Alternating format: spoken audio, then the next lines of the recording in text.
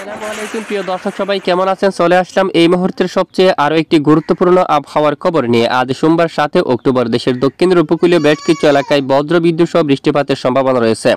তো আগামী 24 থেকে 48 ঘন্টায় ঢাকা বিভাগ থেকে শুরু করে খুলনা, বরিশাল, চট্টগ্রাম এবং রাজশাহী, রংপুর, ময়মনসিংহ, সিলেট বিভাগ থেকে শুরু করে মূলত বাংলাদেশের 64 জেলার মধ্যে কোন কোন জেলায় ভারী থেকে অতি ভারী বৃষ্টিপাতের সতর্কতা জারি করা হলো।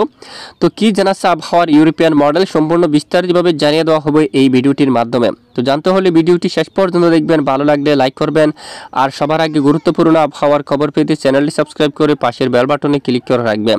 আর ভিডিওটি আপনি কোন জেলা থেকে সরাসরি লাইভ দেখছেন কমেন্ট করে জানিয়ে দিন। প্রথমে উপগ্রহ চিত্রের মধ্যে আমরা দেখতে পাচ্ছি দেশের বেশিরভাগ এলাকায় ভোর সকাল থেকে মেঘের আনাগোনা রয়েছে।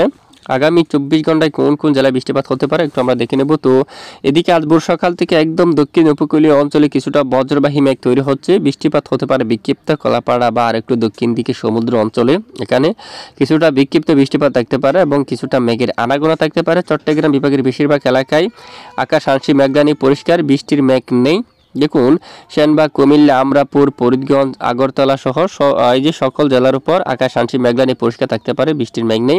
মৌলভীবাজার, সিলেট বিভাগের একটুখানি পূর্ব দিকের বেশ কিছু এলাকায় শিলচর থেকে শুরু করে মেঘের আনাগোনা রয়েছে বর্ষাকাল নাগাদ, পরবর্তীতে মেঘ কেটে যেতে পারে। এছাড়া ময়মনসিংহ, মাদান এবং উত্তরবঙ্গের দিকে গাইবান্ধা, রংপুর, ঠাকুরগাঁও, দিনাজপুর এখানে ভোর সকাল 7টার সময় আকাশ পরিষ্কার এবং মহাদেবপুর, বগুড়া, সিরাজগঞ্জ, রাজশাহী, পাবনা, সিরাজগঞ্জ থেকে শুরু করে শাইলকুপা, মেহেরপুর, যশোর, খুলনা, সাতক্ষীরা সবটুকু এলাকায় ভোর সকাল থেকে আকাশ পরিষ্কার রয়েছে। পশ্চিমবঙ্গের বেশ কিছু এলাকায় আকাশ পরিষ্কার রয়েছে, তবে বৃষ্টিপাতের সম্ভাবনা কোন কোন জেলায় একটু আমরা আপনাদেরকে দেখিয়ে দিচ্ছি। আগামী 24 ঘন্টার রিপোর্টে ঠিক যে এখানে বৃষ্টিবাহী যে মেঘ তৈরি হচ্ছে, এখানে বৃষ্টিপাত থাকতে পারে বজ্রসহ, দেখুন। এবং এরপরে এখানে সমুদ্র অঞ্চলের দিকে কিছুটা বজ্র বিদ্যুৎ সহ বৃষ্টিপাত তৈরি হতে পারে, দেখুন ঠিক এই স্থানে কিছুটা বজ্রসহ বৃষ্টিপাত তৈরি হতে পারে। আজ সারাদিন যদি আমরা লাইভ ট্রেক করে দেখি, একদম এই যে ভোর সকাল 6টা থেকে একদম রাত পর্যন্ত যদি আমরা একটু লাইভ ট্রেক করে দেখি, আপাতত বৃষ্টির সম্ভাবনা অনেকটাই কমছে। তারপরেও যদি একটু দেখি, মূলত দুপুরের পরপরই কিছুটা যে বিকেল নাগাদ বৃষ্টির মেঘ তৈরি হতে পারে, যা খুলনা বা বরিশালের উত্তরে দুয়েক এলাকায়, সামান্য কিছু কিছু এলাকায়, কুমিল্লার কিছু কিছু অংশে এখানে, আর পাশাপাশি এখানে চট্টগ্রাম বিভাগের উত্তরের কিছু এলাকায় এখানে রয়েছে রাঙ্গামাটি, ফটিকছড়ি উপজেলার একটু পূর্ব দিকে লংগদু অথবা খাগড়াছড়ি, দিঘিনালা, সাজেকেজি এই এলাকার দিকে বজ্রসহ বৃষ্টিপাত থাকার সম্ভাবনা কিন্তু উঠে আসছে, দেখুন আগামী 24 ঘন্টার মধ্যে বা আজকের মধ্যে। এছাড়া এরপরে এখানে খুলনা বিভাগের আরও একটু উত্তরের যশোরের আশেপাশে এলাকায় এখানে কিছুটা বজ্রসহ বৃষ্টিপাত থাকার সম্ভাবনা কিন্তু দেখা যাচ্ছে, যা আংশিক আকারে। বাকি এলাকায় বেশিরভাগ এলাকায় আকাশ আংশিক মেঘাচ্ছন্ন নিয়ে পরিষ্কার থাকতে পারে, বেশ কিছু এলাকায় আকাশ পরিষ্কার থাকতে পারে। আর পশ্চিমবঙ্গের আকাশও খড়গপুর, জামশেদপুর, এখানে রাঁচি, ধানবাদ, দেওঘর, এই যে কলকাতা, খড়গপুর আকাশ পরিষ্কার থাকার সম্ভাবনা রয়েছে। আর এরপরে মঙ্গলবার 8 অক্টোবরের আপডেটে দেখা যাচ্ছে একদম দক্ষিণ সমুদ্র অঞ্চলে এখানে বিক্ষিপ্ত কিছুটা বৃষ্টিপাত থাকতে পারে বজ্রসহ। আর এদিকে ঢাকা বিভাগের কিছু কিছু এলাকায়, এখানেও ময়মনসিংহ বিভাগের উত্তরে কিছু এলাকায় মাদান, তারপর এদিকে দেখুন পেনারবাগ, নেত্রকোনা এই এলাকায়, ফুলপুরের দিকে এবং সিলেট এবং বড়লাখা, চরকায়, জাকিগঞ্জ এই এলাকার দিকে কিছুটা বজ্রসহ বৃষ্টিপাত থাকার সম্ভাবনা রয়েছে। দেখুন এ হচ্ছে আগামী 24 থেকে 48 ঘন্টার আবহাওয়ার পূর্বাভাস। আর পরবর্তী 7 দিনে কোন কোন জেলায় বৃষ্টিপাতের সম্ভাবনা থাকছে আমরা একটু আপনাদেরকে দেখিয়ে দিচ্ছি।